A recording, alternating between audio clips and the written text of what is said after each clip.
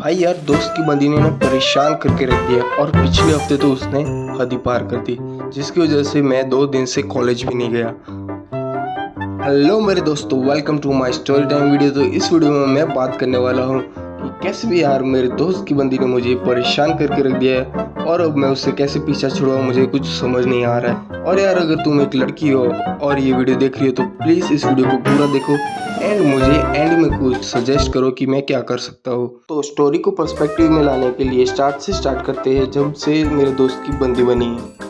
तो ये बात है हमारे सेकेंड ईयर की, जब हम सेकेंड ईयर में थे एंड अभी हम लोग थर्ड ईयर में। तो जब सेकेंड ईयर हुआ था तभी हमारे कॉलेज में एक फेस्ट था जिसमें मेरा दोस्त कोऑर्डिनेटर था सेकेंड ईयर वालों का, एंड जो कि उसकी बंदी है वो फर्स्ट ईयर में थी और वो फर्स्ट ईयर वालों की कोऑर्डिनेटर थी। तो उसी फेस्ट में उनकी फ्रेंडशिप हुई और फ्रेंडशिप के बाद उनकी रिलेशनशिप। तो हमारे ग्रुप में हम लोग 4 लोग हैं, लक्ष्य, हिरेन और क्रिश और मैं। तो लक्ष्य और मैं तो बस छुट्टी पर थे फेस्ट के टाइम पे, और हिरेन और क्रिश फेस्ट अटेंड कर रहे थे। तो फेस्ट में क्रिश, हिरेन और उसकी बंदी, जो कि लेट्स सपोज उसका नाम मिताली रख लो इस वीडियो के लिए, तो इन तीनों की फ्रेंडशिप हुई वो फेस्ट के टाइम पर ही। एंड फेस्ट के बाद डायरेक्ट समर वेकेशन आ गया और समर वेकेशन में हम सब लोग छुट्टी पर थे और थर्ड ईयर की स्टार्टिंग हुई। तब हम सबको पता चला कि उसकी रिलेशनशिप के बारे में, जो कि हम लोग को पहले पता नहीं था, हमारे पूरे फ्रेंड सर्कल को तभी पता चला था।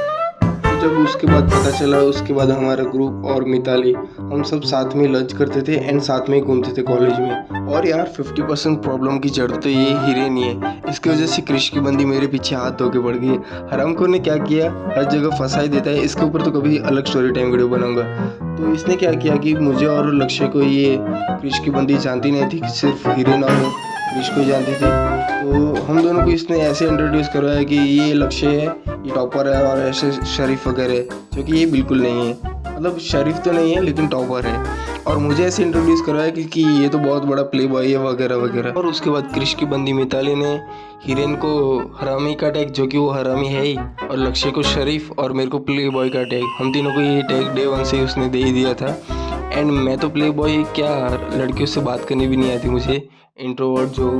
जैसे जैसे हम लोग डेली लंच पे मिलने लगे, उसको ऐसे ज़्यादा मैं प्ले बॉय लगने लगा, क्योंकि मुझे ज़्यादातर लड़कियों का मैसेज वगैरह और कॉल वगैरह लंच के टाइम आता था। क्योंकि यार मेरी एक इन्फ्लुएंसर मार्केटिंग एजेंसी है जिसके बारे में मेरे कॉलेज में किसी को भी पता नहीं है, एंड उसकी वजह से मैं साइड में जाके बात करता हूँ हर बार किसी का भी मैसेज या कॉल आता है तो उनको लगता है कि मैं एक गर्लफ्रेंड्स वगैरह सब कर रहा हूँ, जो कि बिल्कुल भी सच नहीं है। और ये जो इन्फ्लुएंसर मार्केटिंग वाला सीक्रेट है, ये मैंने किसी को भी बताया भी नहीं है। तो उसकी वजह से उसको और ज़्यादा मैं प्ले बॉय लगने लगा। तो उसके बाद एक दिन ऐसे हम लोग बैठे थे क्लास बंक करके, हम सब लोग अपने अपने फ़ोन में रील देख रहे थे। एंड रील देखते देखते मुझे एक रील आई, जो कि ऐसे होती है ना, अपना मीम होता है वो, कि भाई लेफ्ट वाली भी तेरी और राइट वाली भी तेरी। मैंने वो रील हिरेन, लक्ष्य और क्रिश तीनों को शेयर कर दी। और ये हरामखोर क्रिश क्या करता है कि जो रील मैंने इसको शेयर करी थी वो अपनी बंदी को दिखा देता है। तो उसकी बंदी उसी दिन मेरे पे बहुत ज़्यादा गुस्सा हो गई, एंड उसी दिन से उसको मेरे पे मतलब ऐसे खुन्नस सी आ गई। एंड उसके बाद क्रिश ने मेरे को रील भेजना बंद कर दिया। तो मैं समझ गया था कि ये उसकी बंदी का ही काम है। फिर यार आई वॉज लाइक छोड़ो यार, जैसे बागा बोलता है जैसे जिसकी सोच। तो उसके बाद थोड़े टाइम बाद क्रिश ने मुझे वापस रील भेजना चालू कर दिया था। एंड ये मिताली कुछ ना कुछ हरकतें करती रहती थी जिसकी वजह से हमारी फ्रेंडशिप टूटे, लेकिन कामयाब नहीं हो पाई। तो उसके बाद ऐसे नॉर्मली 3-4 महीने बीत गए, जैसे कि वो मेरे को रोस्ट करती रहती थी हर बात पर मिताली। तो उसके बाद ये 7 दिन पहले की बात है, जब हम सब ब्रेक के टाइम में कॉलेज में घूम रहे थे एंड जूस सेंटर के बाहर हम लोग बैठे थे। एंड तभी मैं, जो हमारे कॉलेज में से फिजियो की सर्विस है जिससे किसी को भी कुछ प्रॉब्लम हो तो वो दिखा सकते हैं, तो मैं क्या कैलिस्थेनिक करता हूँ, तो मेरे शोल्डर में और बैक में थोड़ा पेन था, तो मैं फिजियो में मसाज करवाने चला गया। एंड जब मैं फिजियो में मसाज करवाने गया तभी हरामखोर हिरेन मेरे को कॉल करता है कि भाई कितनी देर, क्योंकि थोड़ा बहुत मेरे को ज़्यादा टाइम हो गया था।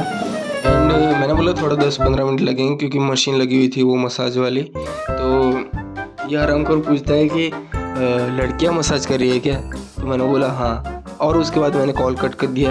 एंड जब मैं मसाज वगैरह करवा के बाहर निकला, जो सेंटर के पास पहुंचा, तो ये जो मिताली की बंदी है मेरे को बहुत ही ब्रूटली रोस्ट करने लगी, पता नहीं क्यों। आई थिंक हिरेन ने क्या कॉल स्पीकर पे रखा था, उसको लग रहा है, आई थिंक उसके दिमाग में ऐसा है कि मैं उसके बंदे को भी बिगाड़ दूंगा, क्रिश को, जो कि पता नहीं क्यों गलत लगता है। और खाना वगैरह खा के हम लोग कॉलेज की लाइब्रेरी है उसके बाहर ऐसे ही वॉल है उसके ऊपर बैठे थे। एंड मिताली और क्रिश ऐसे अपने में लगे हुए थे बातचीत में, और मैं, हिरेन और लक्ष्य, हम तीनों बंदर ऐसे ही कुछ मस्ती कर रहे थे।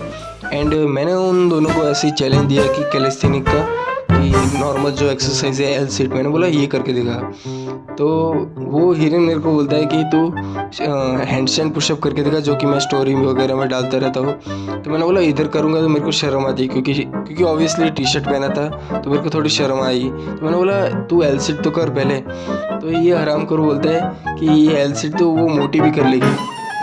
तो हम तीनों उसके बाद हंसने लगे। तो वो क्रिश की बंदी हम तीनों की तरफ देख के बोलती है कि तुम लोग हंस क्यों रहे हो। तो ये हिरेन और लक्ष्य, जो कि शरीफ है, मेरे को फंसा दिया कि मैंने वो उसको बोला कि वो मोटी है और ये एल सीट नहीं कर पाएगी, और मैं उसको चैलेंज कर रहा हूँ कि एल सीट करके दिखा। इतने में पता नहीं वो क्यों ट्रिगर हो गई। एंड यार मोटी ने मेरे बाइसेप पे नाखून से नोच दिया।